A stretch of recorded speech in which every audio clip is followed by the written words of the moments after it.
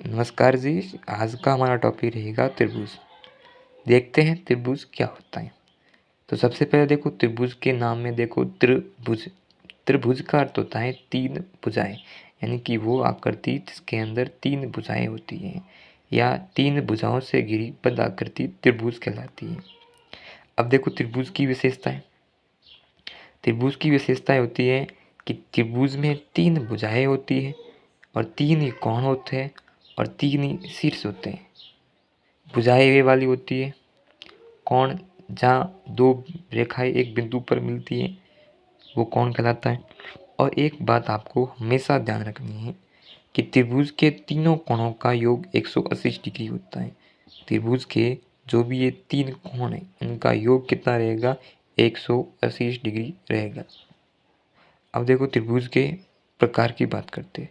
त्रिभुज दो प्रकार के होते हैं।